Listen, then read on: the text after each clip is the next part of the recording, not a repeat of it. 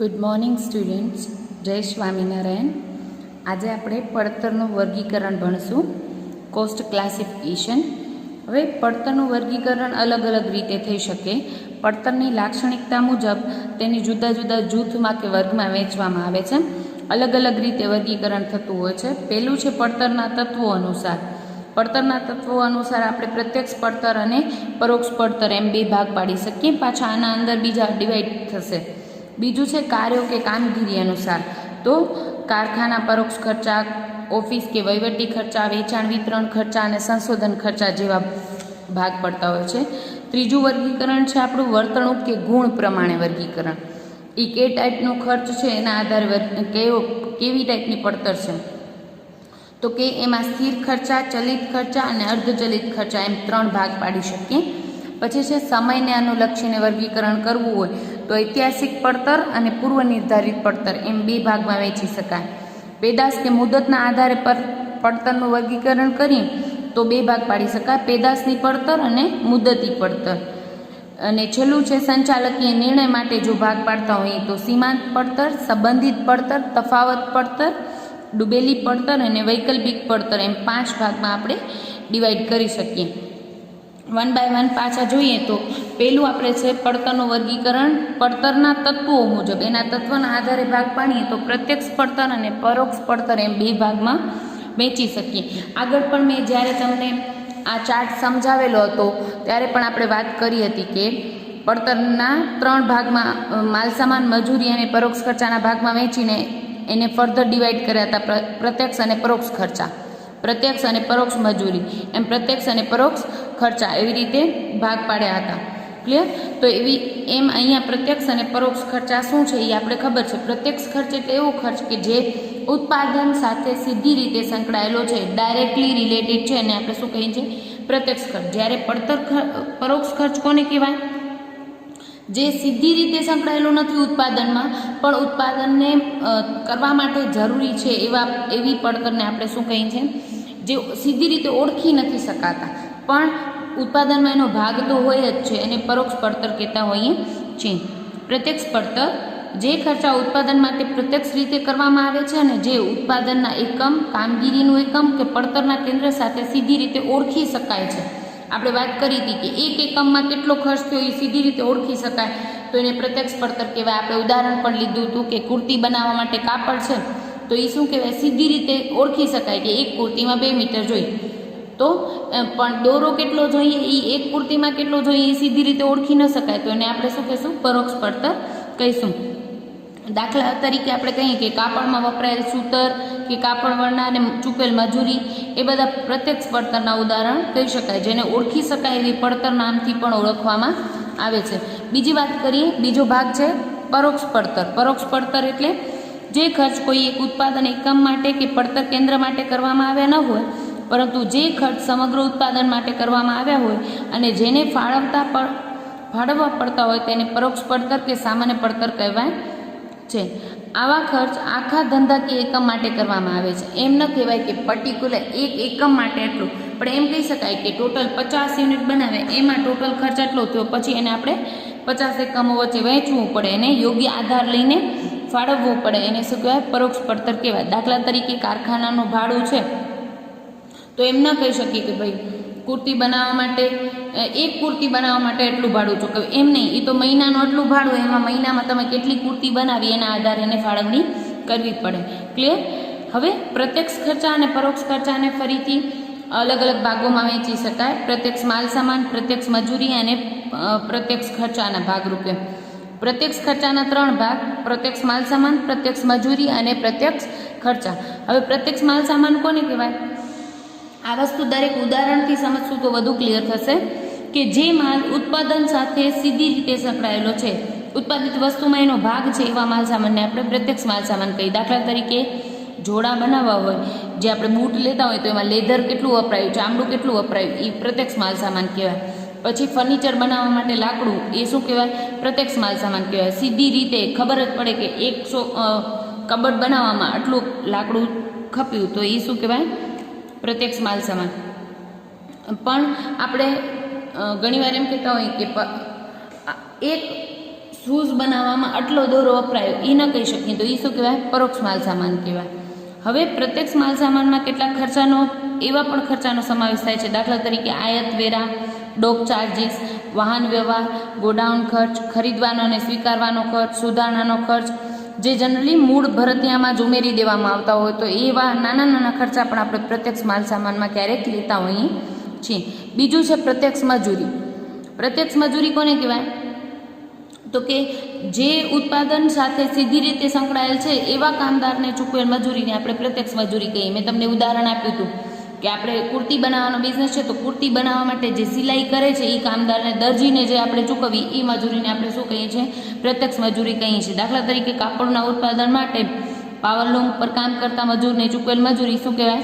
પ્રત્યક્ષ મજૂરી કહી શકાય.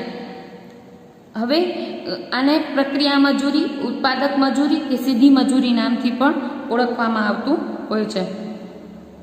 ત્રીજું છે સીધા ખર્ચા. સીધી રીતે સંકળાયેલા છે. સીધા એટલે ઉત્પાદનના અમુક એકમ માટે જ ખાસ કરવામાં આવ્યા હોય, જેને એક એકમમાં કેટલો ખર્ચો થયો એ ઓળખી શકાતું હોય, એને પ્રત્યક્ષ ખર્ચ કહેવામાં આવે છે. દાખલા તરીકે મકાન કે પુલ બાંધવાનો કોન્ટ્રાક્ટ લીધો હોય અને તે માટે જ ખાસ યંત્રો કે ઓજારો ખરીદવામાં આવે, તો તેનો ખર્ચ, તે માટે ચૂકવેલ મુસાફરી ખર્ચ, તે તૈયાર કરવા માટે નકશાનો ખર્ચ, પેટન્ટ કે કોપીરાઇટનો ખર્ચ, લાયસન્સ ફી, કોઈ જોબ ખાતે ઉધારવામાં માલસામાનનું પ્રીમિયમ વગેરે જેવા ખર્ચા આપણે શું કહી શકીએ? એ પર્ટિક્યુલર એક જોબ કે એક કોન્ટ્રાક્ટ માટે સીધી રીતે સંકળાયેલા છે ને એને ઓળખી પણ શકાય છે એક એકમમાં કેટલા થયા, તો એને સીધા ખર્ચા કે પ્રત્યક્ષ ખર્ચા કહેતા હોઈએ છીએ. હવે વાત કરીએ પરોક્ષ ખર્ચાની. તો પરોક્ષ ખર્ચાને પણ પાછા 3 ભાગમાં વહેંચી શકાય: પરોક્ષ માલ સામાન, પરોક્ષ મજૂરી અને પરોક્ષ ખર્ચા. પરોક્ષ માલ સામાન એટલે એવો માલ સામાન જે ઉત્પાદન માટે જરૂરી છે પણ ઉત્પાદન સાથે સીધી રીતે સંકળાયેલ નથી. એવો માલ સામાન સમગ્ર ઉત્પાદન માટે જે કરવામાં આવ્યું. આપણે વાત કરી કે દોરો, તો કેટલા દોરા વપરાય? તો 50 કુર્તી બનાવવા માટે કેટલો વપરાયો એ ખબર પડી જાય, તો એને શું કહીએ આપણે? પરોક્ષ માલ સામાન. દાખલા તરીકે ખીલીઓ, સ્ક્રૂ, તેલ, ગ્રીસ, બગાડ વગેરે શું કહેવાય? સમગ્ર ઉત્પાદનમાં આટલા થયા એમ ખબર પડે, એક એકમ માટે કેટલા થયા એ ખ્યાલ નથી આવતો, એટલે એને શું કહેવાય? પરોક્ષ માલ સામાન કહેવાય. પછી છે પરોક્ષ મજૂરી. પરોક્ષ મજૂરી કોને કહેવાય? તો કે ઉત્પાદન સાથે સીધી રીતે સંકળાયેલા નથી એવા કામદારને જે પગાર કે મજૂરી આપવામાં આવે છે એને આપણે શું કહીએ છીએ? પરોક્ષ મજૂરી કહીએ છીએ. દાખલા તરીકે મેનેજિંગ ડિરેક્ટરનો પગાર, જનરલ મેનેજર, સુપરવાઇઝરનો પગાર, સ્વીપર એટલે કે સફાઈ કામદારનો પગાર, વોચમેનનો પગાર, ટાઈમકીપરની મજૂરી, આ બધા ક્યાં આવે? પરોક્ષ મજૂરીમાં આવે. આ બધા ધંધા માટે જરૂરી છે પણ આ બધા કોઈ ઉત્પાદન કરતા નથી, પણ ઉત્પાદન કાર્યને સફળ બનાવવા માટે તો આ ખર્ચ કરવો જ પડે, એને કહેવાય પરોક્ષ મજૂરી. પછી છે અન્ય પરોક્ષ ખર્ચા. આ ઉપરના જે તમામ ખર્ચાઓ છે જેમાં ના આવે એ ઉત્પાદનમાં નહીં પરંતુ સમગ્ર ઉત્પાદન માટે કરવામાં આવેલા હોય તેવા ખર્ચાને આપણે પરોક્ષ ખર્ચા કે આડકતરા ખર્ચા કહેતા હોઈએ છીએ. દાખલા તરીકે ભાડું, કર અને વેરા, વીમો, ઘસારો, મકાન મરામત વગેરેનો આમાં સમાવેશ થાય છે. ઉપર આપેલા વર્ગીકરણમાં જે પરોક્ષ માલસામાન, મજૂરી કે કારખાનાને લગતા હોય તેને કારખાના પરોક્ષ ખર્ચ, ઓફિસને લગતા ખર્ચા હોય તો તેને ઓફિસ પરોક્ષ ખર્ચ, કે વેચાણ વિતરણને લગતા ખર્ચા હોય તો તેને વેચાણ વિતરણ પરોક્ષ ખર્ચ કહેવામાં આવતા હોય છે. બીજું વર્ગીકરણ છે કાર્યાનુસાર વર્ગીકરણ. એના વર્ગીકરણ જેના આધારે થયું છે ને એ જ એના નામ પ્રમાણે જેના ગુણ છે. કાર્યાનુસાર એટલે જે કામ કરે છે એ પ્રમાણેનું વર્ગીકરણ. કારખાના પરોક્ષ ખર્ચા, ઓફિસ પરોક્ષ ખર્ચા, વેચાણ વિતરણ પરોક્ષ ખર્ચા અને સંશોધન અને વિકાસના ખર્ચા. પેલું છે કારખાના પરોક્ષ ખર્ચ. કારખાનામાં થતા હોય એ ખર્ચને આપણે શું કહીએ? કારખાના પરોક્ષ ખર્ચ.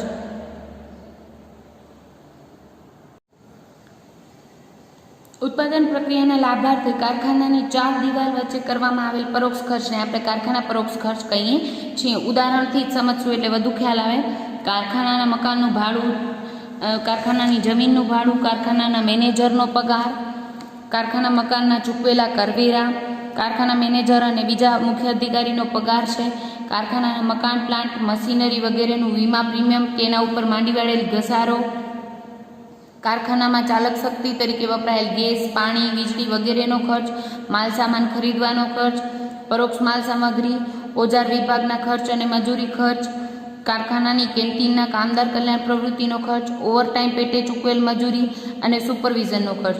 એટલે કારખાના માટે જે ખર્ચા થયા હોય એને આપણે શું કહીએ છીએ? કારખાના પરોક્ષ ખર્ચ કહેતા હોઈએ છીએ. બીજું છે ઓફિસ ખર્ચ. ખર્ચ જે ઓફિસ માટે કરવામાં આવ્યો હોય, સામાન્ય અને નાણાકીય બાબતોના વહીવટ માટે જે ખર્ચ કરવામાં આવે તેને વહીવટી પરોક્ષ ખર્ચ કે ઓફિસ ખર્ચ કહેતા હોઈએ છીએ. જે ઉત્પાદનને લગતા ન હોય કારખાના પરોક્ષ ખર્ચમાં તેનો સમાવેશ થતો નથી. દાખલા તરીકે ઓફિસ સ્ટાફનો પગાર, છપામણી અને સ્ટેશનરી, ઓડિટ ફી, કાનૂની ખર્ચ, ઓફિસનું ભાડું કે કરવેરા, ઓફિસની વીજળી બિલ, ટેલિફોન અને પોસ્ટેજનો ખર્ચ, ઓફિસ મિલકતનો ઘસારો, ઓફિસ મિલકતનો સમારકામ અને વીમા પ્રીમિયમ, ઓફિસ મિલકતનો નિભાવ ખર્ચ અને ઓફિસના પરચુરણ ખર્ચા. એટલે કે ઇન શોર્ટ ઓફિસ માટે કરવામાં આવેલ ખર્ચાને આપણે ઓફિસ ખર્ચા તરીકે ઓળખીએ છીએ. કારખાનામાં કરવામાં આવેલ ખર્ચાને આપણે કારખાના ખર્ચ તરીકે ઓળખીએ છીએ. હવે ખર્ચ તો એ જ છે, પગાર તો પગાર, પણ કારખાનાના કામદારને ચૂકવ્યો છે તો કારખાના પરોક્ષ ખર્ચમાં ગણીશું. જ્યારે ઓફિસમાં કામ કરનાર વ્યક્તિને ચૂકવ્યો છે તો ઓફિસ ખર્ચમાં ગણીશું. પછી ભાડું છે તો એ કારખાનાનું ભાડું હશે તો કારખાના પરોક્ષ ખર્ચમાં સમાવેશ કરશું. જ્યારે ઓફિસની બિલ્ડિંગનું ભાડું હશે તો આપણે ઓફિસ ખર્ચમાં એનો રેકોર્ડ કરીશું. એના પછી છે વેચાણ વિતરણ ખર્ચ. હવે મેઇન વસ્તુ આ છે, વેચાણ વિતરણ ખર્ચનું પ્રમાણ જો ઓછું હોય, આપણો ધંધો નાનો હોય અને ઓછું હોય તો એને આપણે ઓફિસ ખર્ચમાં જ એનો સમાવેશ કરીએ છીએ. પણ જો આપણે વેચાણ વિતરણ ખર્ચા મોટા થતા હોય, એટલે કે મોટો એકમ હોય ત્યાં આ પ્રકારના ખર્ચા વધુ થતા હોય તો એને અલગ રીતે રેકોર્ડ કરવામાં આવતા હોય છે. વેચાણ વિતરણ ખર્ચાને બે ભાગમાં વહેંચી શકાય, વેચાણના ખર્ચા અને વિતરણના ખર્ચા. હવે વેચાણ કરવા માટે જે ખર્ચ થતા હોય એને આપણે વેચાણ ખર્ચ કહીએ. દાખલા તરીકે જાહેરાત. વિતરણ ખર્ચ કોને કહેવાય? તો કે વસ્તુ બની ગઈ છે પણ આપણે અહીંયાથી, એટલે કે જ્યાં ઉત્પાદન થાય છે ગોડાઉનથી કરીને આપણે ગ્રાહકો સુધી જે ડિલિવરી માટે જે ખર્ચા કરીએ છીએ એને શું કહીએ છીએ? વિતરણ ખર્ચા કહેતા હોઈએ છીએ. દાખલા તરીકે સેલ્સમેનનું કમિશન, મુસાફરી અને મનોરંજન ભથ્થા, ગ્રાહકોને આપેલ રોકડ વટાવ, ગાલખાત વસૂલ કરવાનો કાનૂની ખર્ચ. પછી વેચાણ ઓફિસનો ખર્ચ, પણ વેચાણ માટે જે ઓફિસ છે એનો ખર્ચ, ભાવપત્રક ને કેટલોગનો ખર્ચ છે.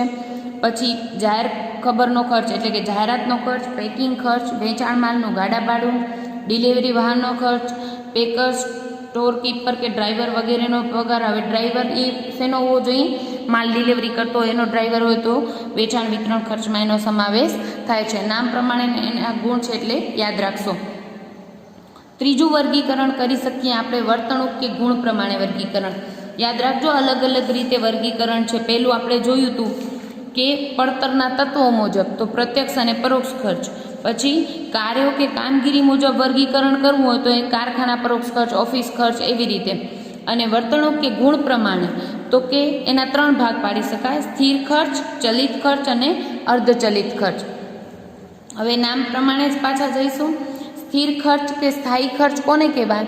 તો કે જે ખર્ચ આપેલ સમયગાળા દરમિયાન ઉત્પાદન પ્રમાણે બદલાતા નથી, એટલે કે ઉત્પાદન વધુ થાય કે ઓછું થાય પણ જે ખર્ચ સ્થિર રહે છે તેને સ્થિર ખર્ચ કે સ્થાયી ખર્ચ કહેવામાં આવે છે. એક પણ એકમનું ઉત્પાદન ન થતું હોય છતાં સ્થાયી ખર્ચ તો ચૂકવવો જ પડે.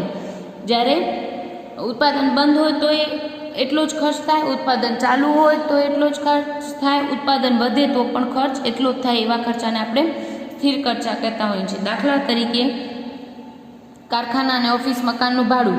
હવે તમે ઉત્પાદન નહીં કરો ને, એકે એકમ ન બનાવ્યું તો પણ 5,000 ભાડું ચૂકવવું પડતું હશે તો એટલું જ ચૂકવવું પડશે. તમે ઉત્પાદન 1,000-2,000 એકમો કરો તો પણ તમને કારખાનાનું ભાડું તો 5,000 જ ચૂકવવું પડશે. તમે ઉત્પાદન વધારીને 1-2,000માંથી કરીને 10,000 એકમો કરી નાખો તો પણ તમને કારખાનાનું ભાડું તો કેટલું ચૂકવવું પડે? 5,000 જ ચૂકવવું પડે. તો આને શું કહેવાય? સ્થાયી ખર્ચા કે સ્થિર ખર્ચા કહેવાય. જે ઉત્પાદન વધતા નથી અને ઉત્પાદન ઘટે તો ઘટતા નથી એવા ખર્ચને સ્થિર ખર્ચ કહીએ છીએ. કારખાના અને ઓફિસ મકાનના કરવેરા છે, કારખાનાના મેનેજરનો પગાર, કારખાનાના મકાન પ્લાન્ટ મશીનરીનો ઘસારો અને વીમા પ્રીમિયમ, પ્રદર્શન રૂમ કે વખાર કે કોઠારનું જે ભાડું છે એ બધા શું કહી શકાય? સ્થિર ખર્ચ કહી શકાય. બીજું છે ચલિત ખર્ચ. નામ પ્રમાણે ચલે છે એટલે કે વધઘટ જેમાં થતી હોય. જે ખર્ચમાં ઉત્પાદનના કદમાં થતા ફેરફારોને લીધે વધઘટ થાય, એટલે કે જે ખર્ચ ઉત્પાદન વધતા વધે અને ઉત્પાદન ઘટતા ઘટે તેવા ખર્ચને ચલિત ખર્ચ કહીએ છીએ. જો ઉત્પાદન બમણું થાય તો આવો ખર્ચ બમણો થાય, અને ઉત્પાદન અડધું થઈ જાય તો આવો ખર્ચ અડધો થઈ જાય છે, એટલે એને ચલિત ખર્ચ કહેવામાં આવે છે. હવે ઉત્પાદન જો એકમ દીઠ ચલિત ખર્ચ ક્યારે બદલાતો નથી. હું એમ કહું કે પર્ટિક્યુલર એક વસ્તુ બનાવવામાં 100 રૂપિયાનો માલ સામાન જોઈશે, તો એક એકમ બનાવવામાં 100 રૂપિયાનો માલ સામાન, તો 5 એકમ બનાવીશ તો 500 રૂપિયા માલ સામાન જોઈશે. એટલે એક એકમનો 100 ઈ બદલાતો નથી, ખાલી શું એકમો વધારો એટલે તમારો કુલ ખર્ચ ચલિત ખર્ચ વધી જતો હોય છે. પછી છે અર્ધચલિત ખર્ચા. અર્ધચલિત એટલે થોડાક પ્રમાણમાં ચલિત છે અને થોડાક પ્રમાણમાં સ્થિર છે, એવા ખર્ચાને આપણે અર્ધચલિત ખર્ચા કહેતા હોઈએ છીએ. કેટલાક ખર્ચ એવા પ્રકારના છે કે જો ઉત્પાદન પ્રમાણે બદલાય તો છે, કારણ કે એમાં થોડુંક ચલિત ખર્ચનું પ્રમાણ હોય છે, એટલે ઉત્પાદન વધે એટલે થોડુંક વધે, પરંતુ ઉત્પાદનમાં જેટલા પ્રમાણમાં ફેરફાર થાય તેટલા જ પ્રમાણમાં તે ખર્ચમાં ફેરફાર થતો નથી, તેને અર્ધચલિત ખર્ચ કહેવાય છે. બીજા શબ્દોમાં કહીએ તો આ ખર્ચા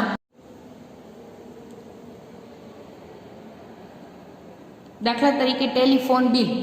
તો ટેલિફોન બિલમાં શું હોય, પહેલાં લેન્ડલાઇન ફોન આવતા ત્યારે પણ અમુક દર મહિને નિશ્ચિત ભાડું અમુક લેવામાં આવતું, અને પછી તમે જેટલા કોલ કરો, જેટલા મિનિટ વાત કરો એ પ્રમાણે તમારે ચાર્જ લેવામાં આવતું. એવી જ રીતે એટલે કે એમાં કહી શકાય કે જે નિશ્ચિત ભાડું મહિનાનું લેવામાં આવે છે એને સ્થાયી ખર્ચ એટલે કે સ્થિર ખર્ચ કહેવાય, જ્યારે કોલ દીઠ ચાર્જ લેવામાં આવે તો એને ચલિત ખર્ચ કહેવાય. આ જ રીતે આપણે વીજળી બિલ પર જોઈ શકીએ. લાઇટ બિલમાં તમે અમુક ભાગ જે હોય છે એ સ્થિર હોય છે, એટલે કે મીટર ભાડું દર મહિને આવે એ થોડુંક તો મહિનાનું ફિક્સ જ હોય છે, એને આપણે શું કહીએ સ્થિર ખર્ચા.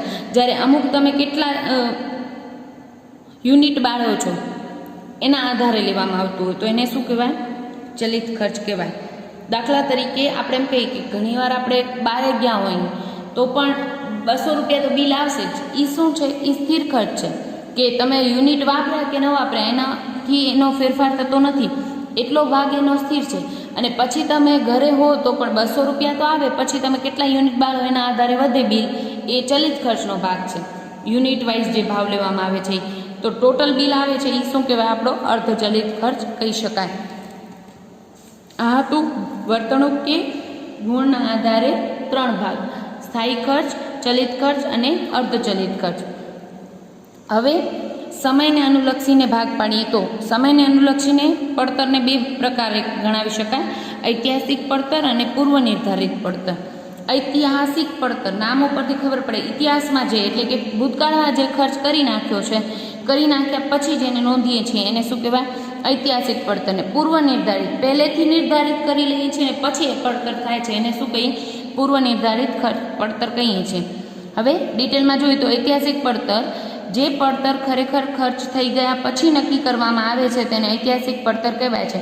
એટલે કે ઉત્પાદન પૂરું થઈ ગયા પછી જ આવી પડતર નિશ્ચિત થતી હોય છે અને પડતર થઈ ગયા પછી નક્કી થતી હોય છે, એટલે એ પડતર પર અંકુશ લાવવા માટે ઉપયોગી નથી. આ ખર્ચ થઈ જ ગયો છે, હવે એમાં વધઘટ થઈ શકે નહીં. એના લક્ષણો જોઈએ તો એ નોંધેલી હકીકતો પર આધારિત છે, તેની ચકાસણી કરી શકાય છે કારણ કે તેની નોંધ પુરાવા પર આધારિત હોય છે, બિલ ઉપરથી જ નોંધવાના હોય છે. તે વસ્તુલક્ષી અને નિષ્પક્ષ છે કારણ કે તે બનેલી હકીકત પર આધારિત છે એમ કહી શકાય. બીજો ભાગ પડે છે પૂર્વ નિર્ધારિત પડતર. બીજો પ્રકાર પૂર્વ નિર્ધારિત પડતર નામ ઉપરથી જ આપણે જોયું કે પહેલેથી નક્કી કરી દેવામાં આવે છે ને પછી પડતર થાય છે. જે પડતર અગાઉથી અંદાજવામાં આવે એટલે કે ઉત્પાદન શરૂ થતાં પહેલાં જે પડતર નક્કી કરવામાં આવે તેને પૂર્વ નિર્ધારિત પડતર કહેવાય છે. સામાન્ય રીતે ભૂતકાળના અનુભવને આધારે નક્કી થાય છે. જો આવી પડતર વૈજ્ઞાનિક રીતે નક્કી થતી હોય તો તેને પ્રમાણ પડતર કહેવામાં આવે છે. એમ નહીં કે અત્યારે ડિસાઇડ કર્યું કે ભવિષ્યમાં 100 એકમ બનાવશું એટલે આટલો ખર્ચો થશે, એ પૂર્વ નિર્ધારિત કરવામાં આવ્યું પણ એમ ગમે તેવા અંદાજો નથી બાંધવામાં આવતા. એ ભૂતકાળના અનુભવના આધારે કે પહેલાં આપણે ઉત્પાદન કર્યું ત્યારે કેટલું થયું હતું એના આધારે અત્યારે કોઈ ફુગાવો આવ્યો છે અથવા કાચા માલનો ભાવ વધ્યા હોય તો એનો આધાર લઈને આપણે એક અંદાજ નક્કી કરતા હોઈએ છીએ. અને એ અંદાજ જો આપણે વૈજ્ઞાનિક રીતે નક્કી કરીએ તો તેને પ્રમાણ પડતર કહેવાય છે. આ પ્રમાણ પડતર તમને સેમ 6માં કોસ્ટ એકાઉન્ટમાં ભણવામાં આવશે એટલે ખ્યાલ આવશે. હવે આ વસ્તુ શું છે, પ્રમાણ પડતર કે પૂર્વ નિર્ધારિત પડતર પહેલેથી ડિસાઇડ કરી લઈએ છીએ એટલે એ પ્રમાણેનો ખર્ચો ભવિષ્યમાં ન થાય તો આપણે ખબર પડે કે ક્યાં ખર્ચા વધી ગયા, જેથી આપણે સુધારાના પગલાં લઈ શકીએ. પછી છે પેદાશ કે મુદ્દતને આધારે. પેદાશ કે મુદતને આધારે આપણે બે ભાગ પ્રકારમાં વહેંચી શકીએ, પેદાશ પડતર અને મુદતી પડતર. પેદાશ પડતર એટલે નામ પ્રમાણે જ પેદાશ સાથે સીધી રીતે પ્રત્યક્ષ રીતે ઓળખી શકાય તેને પેદાશ પડતર કહેવાય. દાખલા તરીકે એક પેન્સિલ બનાવવા માટે મને આટલું લાકડું જોઈશે, આટલો ગ્રેફાઇટ જોઈશે, તો એ શું કહેવાય? પેદાશ પડતર. દાખલા તરીકે પ્રત્યક્ષ માલ સામાન, પ્રત્યક્ષ મજૂરી, ઉત્પાદન, પરોક્ષ ખર્ચા વગેરે. સ્ટોકના મૂલ્યાંકનમાં આ ખર્ચાનો સમાવેશ થતો હોય છે. બીજું છે મુદતી પડતર. મુદત પ્રમાણે જેને ઓળખી શકાય, જે ખર્ચા સમયને આધારે ચૂકવવામાં આવે છે તેનો મુદતી પડતરમાં આપણે સમાવેશ કરીએ છીએ. દાખલા તરીકે ભાડું, તો એ એમ નહીં કહીએ કે એક એકમ બનાવવામાં આટલું ભાડું લાગ્યું, એમ નથી કહેતા. આપણે એમ કહીએ 1 મહિનાનું આટલું ભાડું અથવા તો 6 મહિનાનું આટલું ભાડું. ભાડું છે, પગાર, એ ખર્ચાને આપણે શું કહીએ? મુદતી પડતર કહેતા હોઈએ છીએ. આવા ખર્ચા ધંધો ચાલુ રાખવા માટે કરવામાં આવે છે, તે ઉત્પાદન સાથે સીધો સંબંધ ધરાવતા નથી, એને આપણે મુદતી પડતર કહીએ છીએ. હવે છેલ્લું વર્ગીકરણ જોઈએ તો સંચાલકીય નિર્ણય માટે, જે નિર્ણય લેવા માટે ઉપયોગમાં લેવાય છે એવા વર્ગીકરણને આપણે શું કહીએ છીએ? સંચાલકીય નિર્ણય માટેની વર્ગીકરણ. એના અલગ અલગ પ્રકારો જોઈએ તો સીમાંત પડતર, સંબંધિત પડતર, તફાવત પડતર, ડૂબેલી પડતર અને વૈકલ્પિક પડતર. પેલું જોઈએ સીમાંત પડતર. સીમાંત પડતર એટલે આમ કહી શકાય કે ચલિત પડતર, જેમાં ફક્ત ચલિત ખર્ચાઓનો સમાવેશ થાય છે અને સ્થિર ખર્ચા એમાં ઉમેરવામાં આવતા નથી, તેને સીમાંત પડતર કહીએ છીએ. આપણે એમ કહીએ કે ઉત્પાદનમાં 1 એકમનો વધારો કરીએ કે 1 એકમનો ઘટાડો કરીએ ત્યારે પડતર કુલ પડતરમાં કેટલો ફેરફાર થાય છે એ જોઈએ, એને આપણે શું કહીએ? સીમાંત પડતર કહીએ છીએ. જેથી આપણે એક ચલિત ખર્ચ, કારણ કે તમને ખબર છે સ્થિર ખર્ચા તો ઉત્પાદન વધે કે ઘટે, ઘટતા નથી, સ્થિર જ રહે છે. જ્યારે જે વધઘટ થાય છે એ શું હોય છે? ચલિત પડતર હોય છે. એટલે સીમાંત પડતર એટલે જ શું કહી શકાય? ચલિત પડતર. ફક્ત ઉત્પાદનના ચલિત ખર્ચાને જ ધ્યાનમાં લે છે, સ્થિર ખર્ચાને ધ્યાનમાં લેતા નથી. તેથી સંચાલકો નિર્ણય કરતા ઉત્પાદનને કારણે થતા ચલિત ખર્ચાનો જ આધાર લઈને મહત્વનો નિર્ણય લે છે. કારણ કે સ્થિર ખર્ચા તો તમે ઉત્પાદન વધઘટ કરશો એનાથી વધશે નહીં, પણ ચલિત ખર્ચા વધશે. એટલે નિર્ણયો લેવા હોય તો સંચાલકો શું કરે કે ચલિત ખર્ચ વધઘટ કરી શકાય એમ હોય કે ભાઈ થોડુંક ઉત્પાદન વધે તો ચલિત ખર્ચ ઘટતો હોય તો આપણો નફો વધારી શકીએ. એટલે મહત્વનો નિર્ણય લેવા માટે સીમાંત પડતરનો ઉપયોગ થતો હોય છે. બીજું છે સંબંધિત પડતર કે પ્રસ્તુત પડતર. નામ પ્રમાણે સુસંબંધિત છે, સુસંગત છે, એને પ્રસ્તુત પડતર કે સુસંગત પડતર પણ કહેવામાં આવે છે. અર્થ જોઈએ તો જે ખર્ચા સંચાલકોની નિર્ણય પર અસર કરતા હોય તેને સંબંધિત પડતર કહેવાય. નિર્ણય ઉપર અસર કરે છે, નિર્ણય સાથે સીધી રીતે સંબંધ ધરાવે છે, એને આપણે શું કહીએ છીએ? સંબંધિત પડતર. દાખલા તરીકે એક કંપની પોતાની એક શાખા બંધ કરવા અંગે નિર્ણય લેવા માંગે છે. અહીં શાખા બંધ થાય તો કર્મચારીનો પગાર, મજૂરી, વીજળી ખર્ચ, ટેલિફોન ખર્ચ વગેરે પણ બંધ થાય.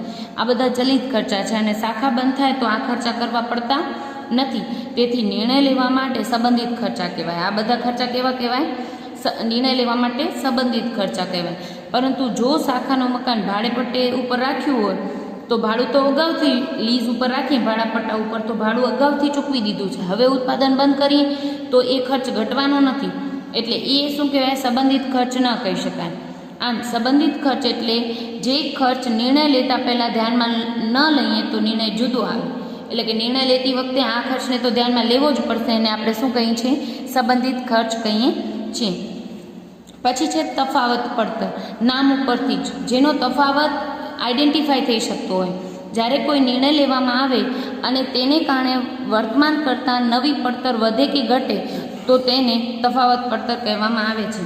ઘણે ભાગે ધંધામાં કોઈ મહત્ત્વનો નિર્ણય લેતા પહેલાં પડતરમાં કેટલો વધારો થાય છે અને સામે પક્ષે આવકમાં કેટલો વધારો થાય છે, શું તફાવત પડે છે આ નિર્ણય લેવાથી, તેની તુલના કરીને પછી જ નિર્ણય લેવામાં આવે છે. તો એને આપણે શું કહીએ છીએ? તફાવત પડતર કહીએ છીએ. ચોથું છે ડૂબેલી પડતર.